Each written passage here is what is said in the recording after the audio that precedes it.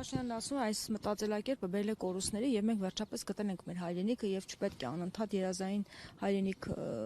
ցանկանանք, որպեսզի պատերազմներ անընդհատ նաև ունենանք եւ կորուստներ ունենանք։ Հիմա այս Հայաստանը պահպանելու հնարավորություններ որքանով կա եւ այն պայմանագիրը, որ կնքվել է, ինչ իր աշխատանքներ է տալիս նախաստորական։ Մասնագետ եմ ձեզ ասում, միակողմանի խաղաղասիրությունը ոչինչ չտանող ճանապարհ է։ Այն, ինչ անում է այսօրվա իշխանությունը, դա միակողմանի խաղաղասիրության աղերս է, ուղղակիորեն խնդրանք է, ողորմություն է մեր հարևաններից, որոնք մեզ շրջապատում են։ Այդպիսի խաղաղությունը դա նշանակում է, որ 1, 2, 3, 4 տարի հետո այս իրական Հայաստանը իր հորժորժար սա էլ չի լինելու մեր ձեռքում, որովհետև այն քաղաքականությունը, որ վարվում է,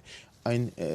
տեսլականը, որ իրենք պատկերացնում են, իսկ այդ տեսլականի հաջորդ արարը ո՞րն է լինելու։ Հայաստանի այս պահին ինքնիշխան տարածքներից էլի որոշ մասի օտարում, մի քանի 100,000 ադրբեջանցիների Հայաստանում բնակեցում, այսպիսի տեսլականով այդ խաղաղությունը մեռյալ գերեզմանատանը իդեալական խաղաղություն է։ Հայաստանը սրանք վերածում են գերեզմանոցի։